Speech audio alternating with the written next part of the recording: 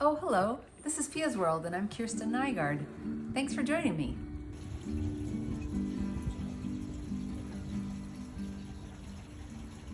If you're not familiar with the show, this is a show about cooking, harvesting, planting. We have guests that come on the show. This is our second episode.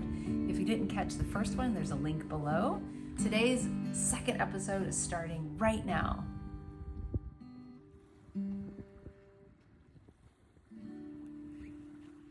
Today's episode is about the potato, but essentially it's leftovers. What do I have in the refrigerator? I think leftovers has some bad connotations for people. It feels old or boring, but hello, half to 3/4 of your meal is already prepped. So all you have to do is repurpose it, do something else with it, or make the same darn thing. But nonetheless, so I wanted a new name and I just couldn't come up with a great one. So I reached out to some dear friends of mine, and this is their term, and they call it what we have.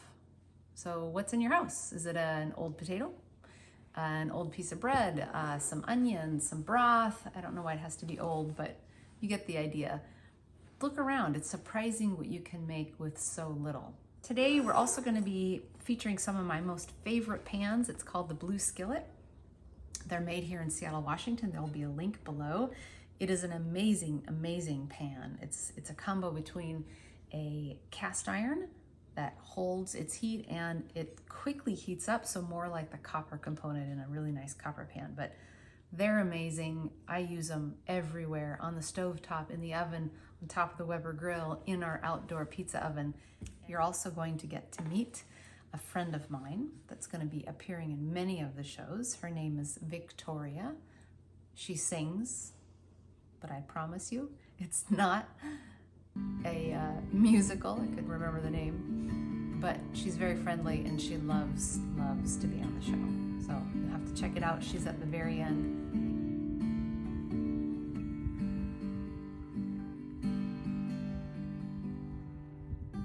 Last week, when we were done with our outdoor oven, we put some potatoes in and roasted them for quite a while. These are all cooked, a little smoky, and skin on, and I'm just gonna slice them up. We're gonna slice these. They're already cooked. And actually I can feel that they're a little under. So it's a little crunchy feel. It's got a little smoke from the fire. There's gonna be other crunchy bits. Maybe I can just hide it. Or I could saute them up. I know, I'm gonna saute them up, let them cool, and then combine them with the mayo. Yeah. I don't mind if these potatoes get crispy. To help them get a little more done, I'm gonna put a lid on, which will act as kind of a steam situation. A little bit better than the crunchy version. I'm gonna keep cutting up this shallot, whoa, as well as the scapes from the market, snapes as I call them. All right, garlic scapes are next. Okay, so maybe about there. You can actually feel it when you're cutting into it. It's kind of like asparagus. Take an asparagus and basically break it. And where it breaks is, you know, tough end and tender end. Ooh, so that felt really tough. So I'm gonna bring that in just a little bit. I may take some of the yellowed stems off. See, I can't even get through it with my knife.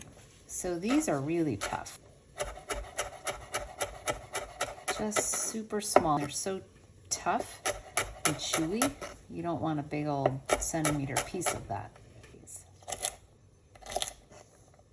This is a delicacy in my mind. All food's a delicacy, really, but I do need to give them either a blanch in some salty water. Ooh, I could do that. That might be super fun. Or saute it up with a flavorful oil. I turned the heat down because it was getting a little crispy, and I'd really like them to get cooked first before they get crispy. So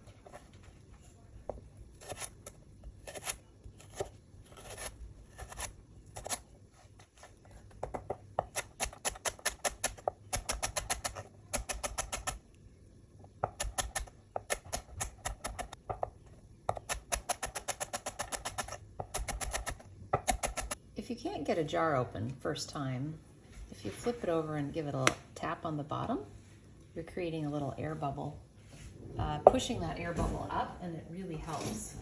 There's also also this funky gadget that my mom brought home from Denmark. And that goes on the edge. And it just kind of does a little pop and breaks that seal. So I'm gonna put capers in. Something a little more, look at the cute caper. That's hilarious. We're gonna stop here. I'm gonna finish the potatoes and then I'm gonna saute up this snape. All right, I think the spuds have gotten a little softer. I have that shallot I cut up. So I'm gonna put those in here hot and get them to cool before I put the mayo on. And I'm rethinking this as we are working here. Blanch them in some salted water. So that should turn them a little more vibrant green because of the salt. I'm gonna kind of steam it for, I don't know, a minute or two, and then fry them up with a little oil. While that's going, I've also got my quick pickle from the other day, and it is fennel and a little bit of English cucumber. So I'm gonna drain it, but really not too much, and give it a rough chop. I think that would be yummy. Have you ever noticed spoon rests just never quite work? I should create something a little better, huh? I adore fennel of all varieties. I learned that if you thinly slice the fennel and put it in some cold water for a while, it makes them even crispier. I was just thinking, as these spuds are cooling, I'm gonna give them just a splash of apple cider vinegar. The snapes. Too hot and hot. Ooh.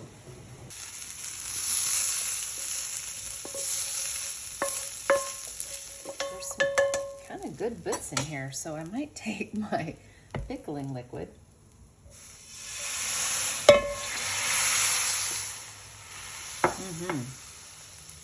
Put that in there. All right, that cools. Mayo later. 3 lovely eggs. And you're gonna just use the egg yolk. So cracking them into your little bowl. And remember, I go onto a flat surface to crack.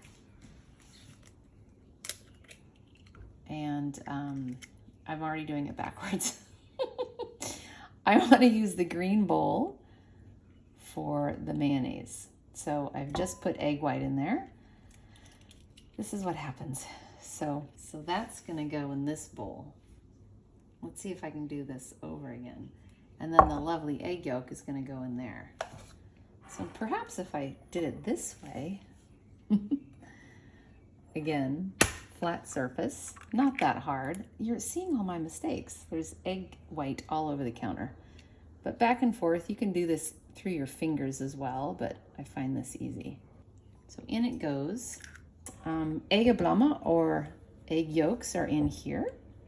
Mustard, about a teaspoon. White vinegar, white wine vinegar, or I'm using apple cider. Balloon whisk, it's gonna really make this a little bit easier.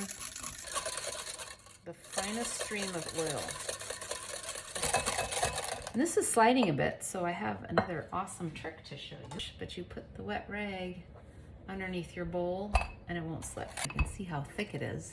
I'm tasting it as I go and it's getting pretty thick. I don't use the whole 6 deciliters. Okay, how about that much? Let's call that good. Mix in the overly small bowl. See what it looks like. It's also the wrong implement for mixing. You're seeing all the fun things. Just rather fold this in for the moment. Bloop. Let's start there. All right, fresh pepper. Isn't that the greatest sound? I love it. Okay, that's done. I'm gonna put it over some lettuce.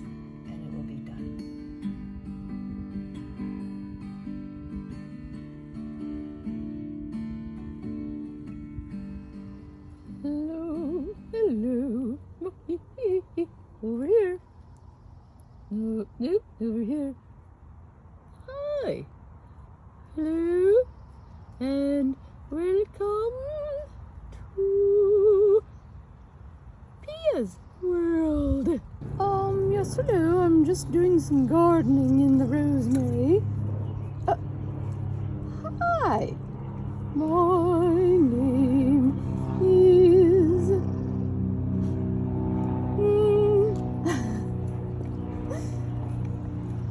is